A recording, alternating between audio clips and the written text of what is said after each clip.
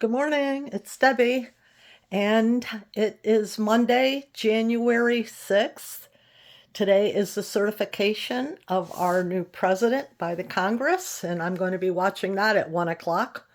I hope. My son, we decided to disconnect YouTube TV because we didn't think there was anything on there that we're really watching, but oh my goodness, there was lots of stuff I was watching. So we're going to wait because I've heard about this new Q streaming, CUE streaming that's coming, and it's going to be on Roku, and it's only like $59 instead of 100, which YouTube has jumped up to.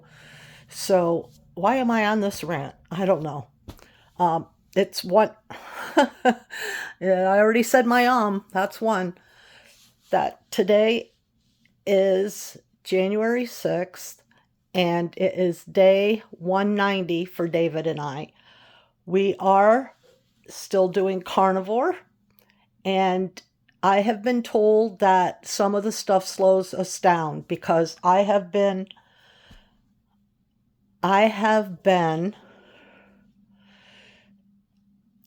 don't think you call it cheating, but I have been doing dairy, I have been doing cheese, and I have been doing a little bit of sweetener, stevia.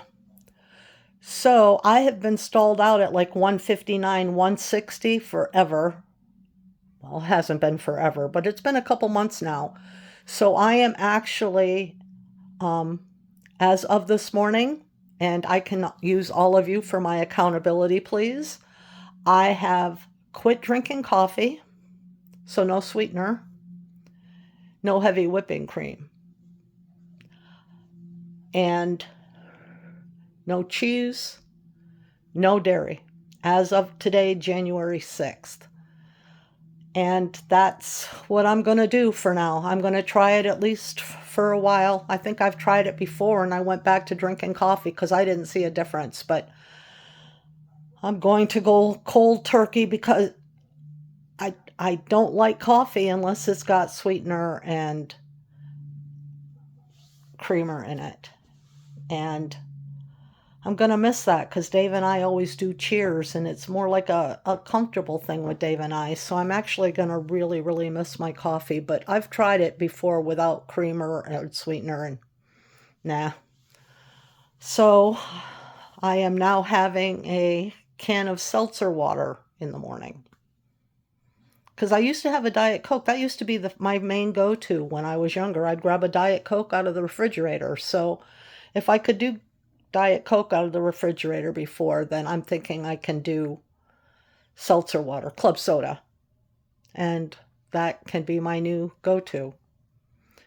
And I am also going to learn how to make beef broth, but you all know that I live in a bus, so we're not sitting. I want to sit for 24 to 48 hours because that's, I've heard to put it, the beef bones in the crock pot for 24 to 48 hours. So if you don't know this, Lee, I'm going to try to make it on your kitchen counter because we'll be there.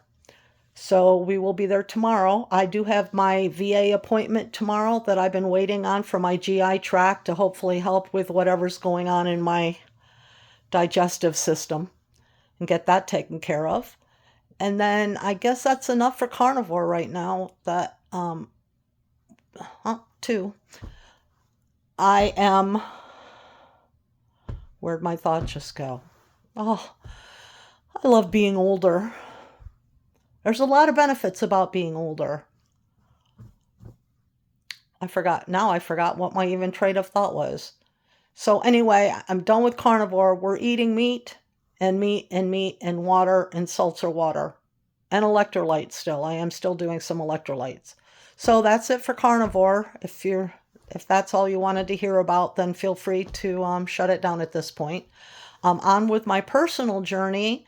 I think I left you the last time with we were traveling with the gospel singing group, and I decided that I was praying that God would heal me so that I could have children. Because if you had watched my earlier ones, you knew that I had had an illegal abortion back when I was 15.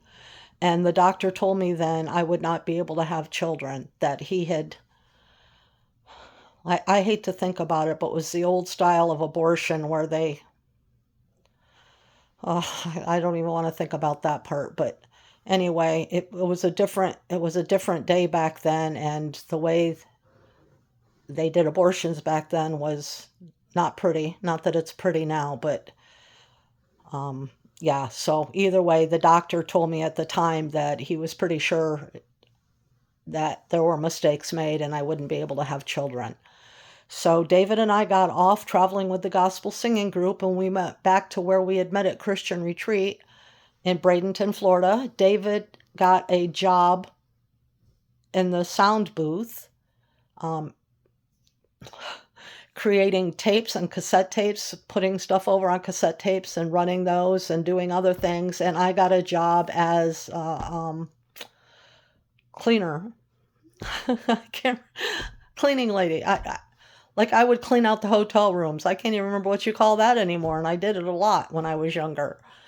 Either way, we both had jobs. We were starting to do pretty well, catch ourselves up. And I started praying that God would give us a baby. And I found so many scriptures on that. And I was just 24. And I found some scriptures on it. And I just kept praying and crying out to the Lord that He would heal me. And one night, we were living like in a little kitchenette area at Christian Retreat. And one night, David came home. He had just gotten off of work, so it was like 9:30 or 10 at night. I was almost asleep. And I know this sounds like too much information, but this is how the story goes. I wasn't in the mood, and David was. So I was gonna kind of act like I was asleep, but the Lord told me tonight was the night. That night I would get pregnant. So we did, and I knew I was. I just knew I was. Oh, and somebody had, yeah, I'll just leave that part out. I just knew that I knew that I knew deep down inside, I just knew that I was pregnant. Well, I was on such a thing of faith at that point. I'm going around telling people at Christian Retreat that I'm pregnant, and they would ask how far along I was, and I'd be like 12 hours, 14 hours, 60. I wasn't thinking how that was going to feel when I came back down from the faith high.